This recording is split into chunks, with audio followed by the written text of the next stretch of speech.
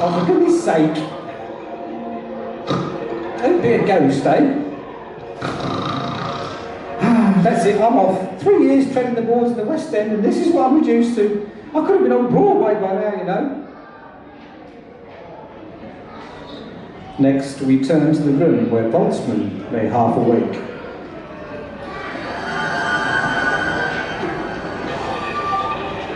Leave! Leave now! What? Leave this place! It's evil and it's haunted. There's very little coffee left, and the shower's not working. Oh, listen to me, I sound like TripAdvisor. Huh? Who said that? Oh, what dizzy fruit. Oh, I forgot to make myself visible. Hang on. How strange. A mist is appearing. A little camp man in drag. Yeah, who are you calling camp? Honestly, look, just leave the all or there'll be trouble. What sort of trouble? Oh, I don't know, I just know there'll be trouble. Well, I'm not leaving for some unspecified, fictitious, made-up danger. I need some facts. I need something quantifiable. I mean, how dangerous is it on a scale of 1 to 10? Oh, well, I'd say it's definitely a 6.5. Oh, look, just go away and let me sleep, will you? Look, I'm a scary ghost of the dead Auntie Nancy. Don't you believe me? No, I can see right through you. Oh, I'll come back and haunt you again, you know. I ain't afraid of no ghost. Haunting's just not the same. There was one more visitation that night. What? Who's there? It's me, the ghost of Auntie Nancy. But you're a man in woman's clothing. Yeah, well, you know, some ghosts are transparent. Yes. And some ghosts are translucent. Yeah. I'm just trans. Ah, well, whatever you are, be gone. Get you hither. Fire away, young spirit. Exit left. Oh, look at you going all Shakespeare on me. Don't you want to hear my message? Oh, go on then, I suppose you'd better. Well, if you're going to be like that. No, sorry, do tell. All right, you must leave this place. Leave, now. I'm not wearing any clothes. Oh, well, 10 minutes to dress and then leave. I mean, I'm not unreasonable. Leave and never return. Or tomorrow night, you will die horribly. Much like this script. Yes. Is that it? What do you want? You're not going to get Oscar-winning performances for this fee, I can tell you. I know my talent's wasted. Wasted, I tell you. Never had this much trouble in palladium.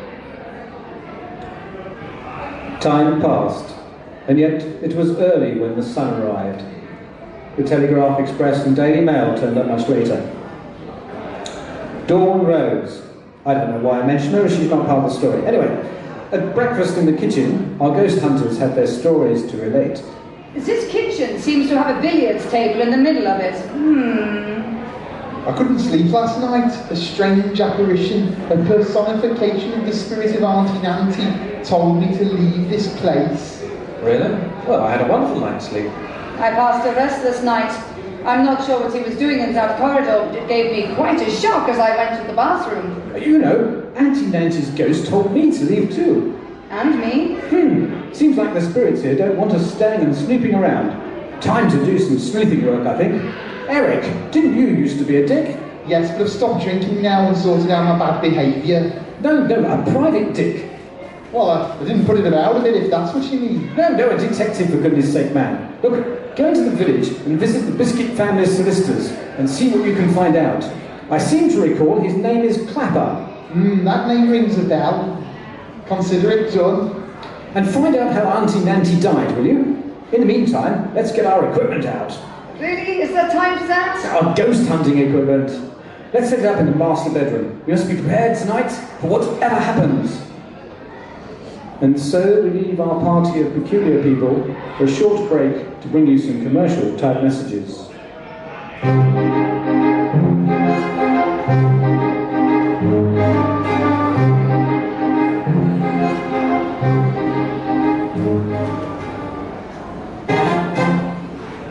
Spend time on my hat and my goggles.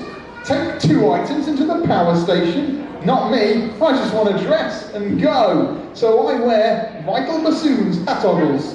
Yes, a stylish hat, plus a complete set of goggles in one snazzy item of headgear. Vital Bassoon's hat goggles leaves my head covered, fully steampunk and looking terrific. Hat and goggles? not me. Now I just dress and go. Stylish hat and gorgeous goggles in one. Vital bassoons hat toggles. Please note, hat will may cause blindness, headaches, dizzy spells, and people to laugh at you. Introducing the new Robinson Emmett horseless carriage. Yes, a carriage that travels of its own accord, not needing horses to pull it. Is it magic? No, it's modern engineering and steam power. It features central locking. You can reach all the doors from the driver's seat. Exceptional air conditioning. There's no roof or sides. No need to worry about pesky punctures, and the tyres are rock solid. Now brace yourselves as it can achieve 0 to 4 miles an hour in just under 20 minutes, ladies and gentlemen, with a theoretical top speed of 4 1/8 miles an hour. Every Robinson Emmett vehicle comes with 2 complimentary manservants. One to stand in front with a flag to warn pedestrians of your rapid approach, and one to stand behind to catch anything that falls off. Why not add an optional extra like an in-carriage music system? Small and compact, Pietro the violinist is a virtuoso and will play any tune you care to name. The Robinson Emmett horseless carriage, available in any colour you like, as long as it's black. Dr. Hazard's patented medical restorative for preserving the hair. Just a small amount applied to the head can keep fresh and colourful for many years, especially suitable for balding men and infants. Yes, Hazard's restorative also cures coughs. Just a small amount applied to the chest will quieten any episode of periodic coughing.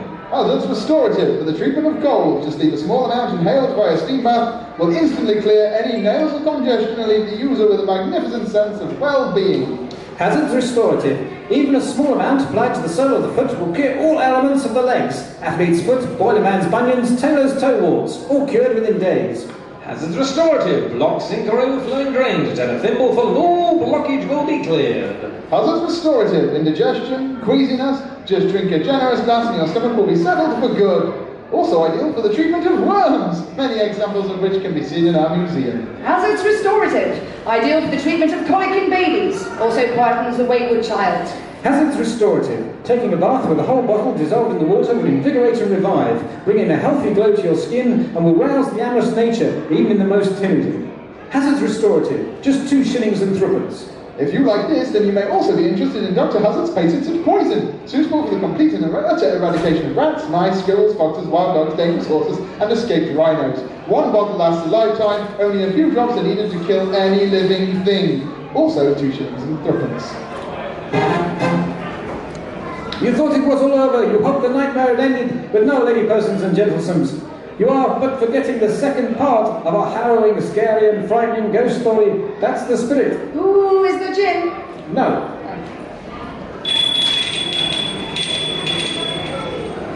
Good morning. Is this the offices of Harvey Clapper, the solicitor for the Biscuit family? Who's asking?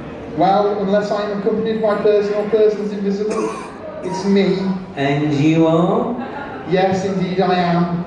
But it's somewhat early to get all existential on me, isn't it? Now tell me about the will of the late Duncan Biscuit. Well, it's quite a long document, printed on exquisitely fine vellum in a lovely shade of black ink and sealed with some very nice red wax.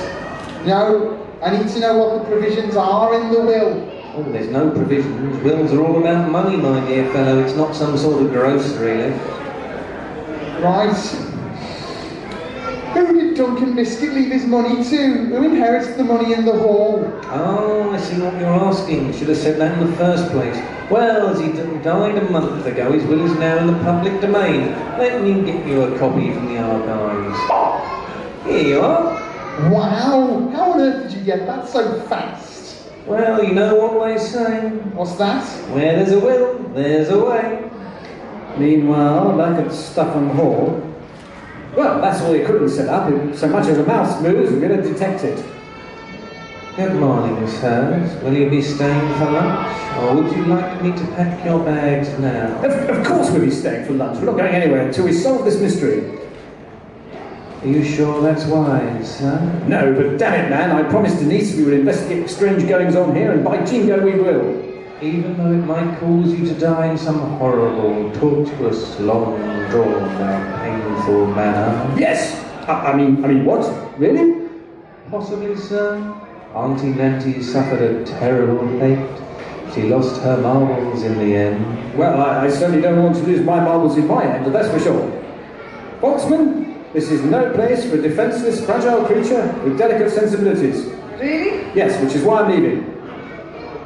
Can't leave. Think of your pledge. I don't see what my furniture polish has got to do with it. No, you made a promise to Denise. You have to honour it. Very well. But if I die, I'll never forgive you. Back in the village, Eric Decorum continued his search for clues. His inquiries in the village about Auntie Nancy led him to walk into a small bar. Ow! He picked himself up and found the door to the saloon. Well, this is rather strange. He thought to himself, taking the first-person narrative of the typical detective very seriously indeed. In fact, it's all rather queer. The women in here all look slightly different. I'm not sure what it is. They're all slightly muscly, many wearing chokers around their thick necks, talking in deep voices, and some of them appear to have beards. How odd, and yet strangely attractive. Perhaps if I buy one of them a drink, they'll open up for me. And so Eric sweet-talked one of the ladies, called Jock, and soon he learned more than he bargained for. He even learned about Auntie Nancy and her fate. So Nancy was a regular? Well, I wouldn't like to say it often, but she certainly had one or two in here. I see. What was she like? Well, she was up for anything. Very game, that one. So how did she die? Oh, let's not discuss that here, young man. Let me take you up the back and I'll fill you in. At this point, we deem it best to return to Stuffham Hall and the other half of our Ghost Smashers. It's a good job this bedroom is of decent size. Where did all this equipment come from, Voltsman? It's all the stuff I had lying around in my lab. So what does it do? I mean, the thing over there with the large funnel. That's the detector of motion. It can pick up the smallest of movements in the physical plane. And that one? It picks up disturbances in psychokinetic energy. By measuring fluctuations in the electromagnetic spectrum, it can detect ectoplasmic activity and warn us if a ghost is nearby. I see, very good. And that one with all the flashing lights, what does that do? I've absolutely no idea. It looks very pretty. Oh, and that other one in the corner with the weird sort of arms. That's Whiffwaff. Good afternoon. I wanted to inquire as to whether Mr. Decorum will be joining us for dinner this evening. Do you know, I'm not really sure. I don't know where he's got to. Better sit dinner just for us, Whiffy, old chap. Food has always played a vital part in life's rituals. The breaking of the bread, the last meal of the condemned man, and now this evening meal. Although the evening meal passed uneventfully, the new occupants of the old hall could feel the tension building as darkness fell and they climbed the stairs to the bedroom. That's it. We need to be ready for anything. Remember what Auntie Nancy Ghost said? We may be in mortal danger, or at the very least mild peril. Look out! A huge ball of solid granite was rolling down the stairs at great speed towards them.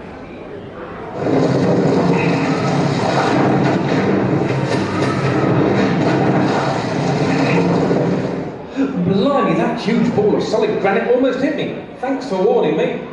How strange. Here we are now at the top of the stairs, and there's nothing here. Where did that huge ball of solid granite come from?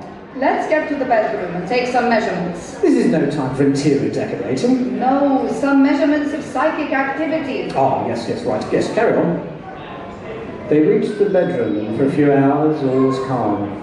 But from what had gone before, it was clear that this was to be no picnic. Listen. Can you smell something? No, I know. That faint clanking noise? What do the instruments say? There's something heading straight for us. Crikey! A suit of armour is charging us! Find out, he's got a sword. Our only chance is to hit the lights.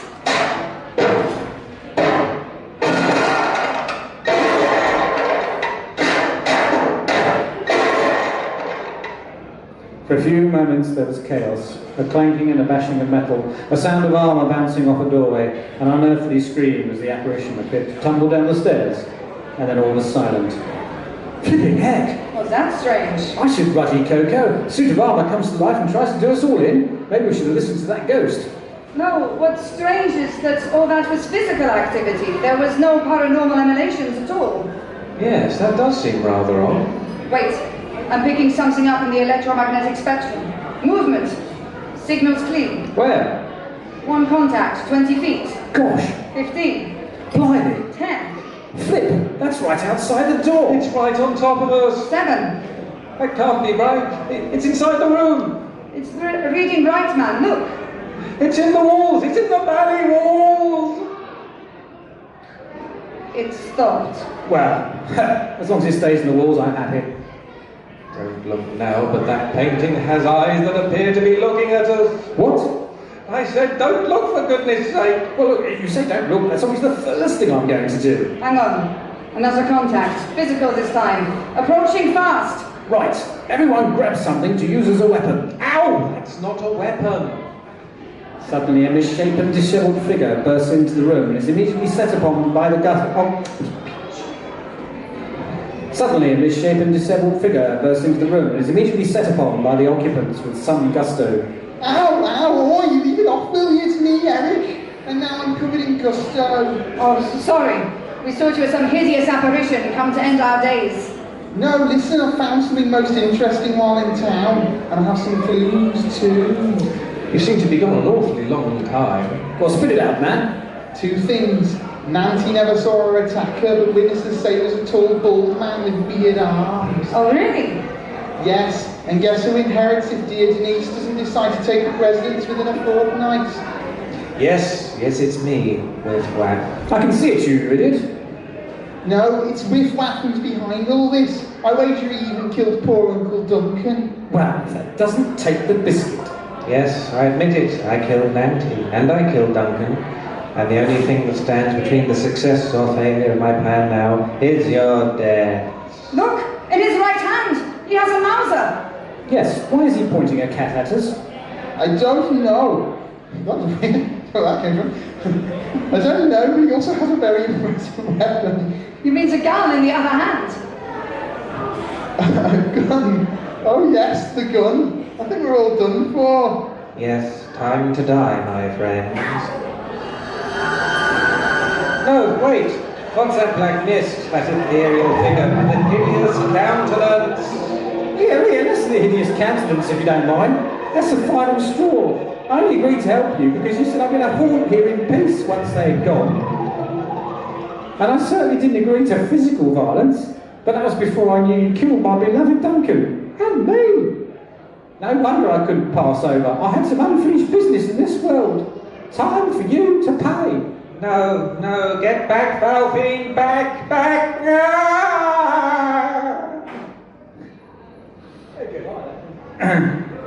Whiff-Waff staggered across the room, dropped the gun and clutched his chest, then fell to his knees and then to the floor as his heart gave out. For a few moments there was a light black mist in the air, and then it shimmered and was gone. The room was still, save for a cat cleaning its paws as it sat on the dead villain's face. Is it over? Yes, I believe it is. Denise can take up residence and inherit her uncle's fortune now. Well, I feel sorry for Whiff-Waff. Why? Well, once we teamed up with the spirit of Auntie Nancy, Yes. he didn't have a ghost of a chance. And so, my dear listening people types, our little tale is over. Denise inherited the Biscuit Mansion and a whole packet of money. Eric Decorum now appears in the West End as gorgeous Glenda, the glamorous showgirl with a gravelly voice. Ego Spangley went to public relations, he's now a spokesperson for the Ghost Office. And Cillian Volsman has now developed even more gadgets, bought a fire station and a medical carriage for a rock-bottom price. She's named it Recto 1. And as for the Great One, he lived happily ever after. Well, there's always one.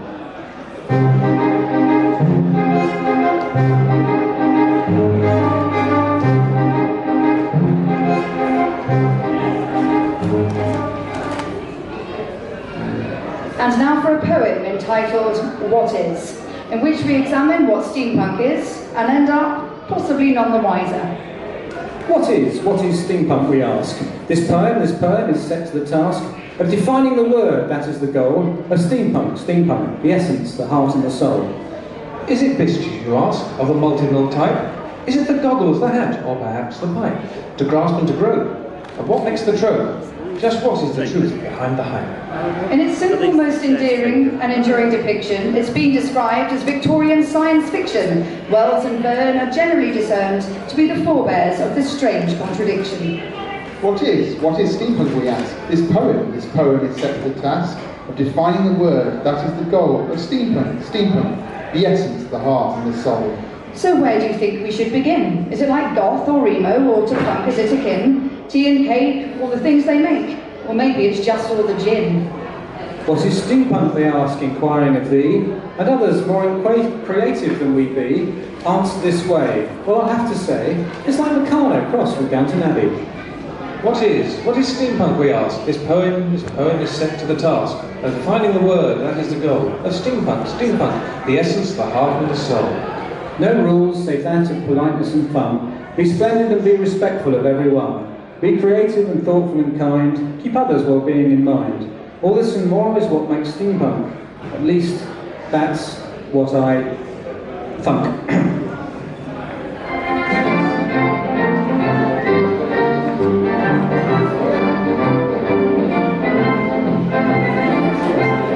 Oh, sorry, I'm miles away. This has been a Count Roscoff radio production. Starring the Krispy Kreme wafer sensation that is Kate Vickers. The chocolate-covered hazelnut Arthur Foote III.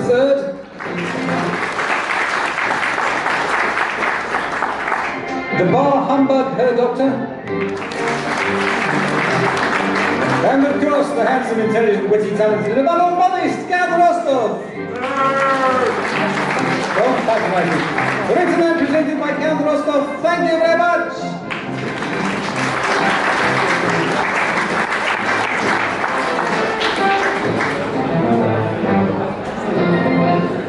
Thank you very much, ladies.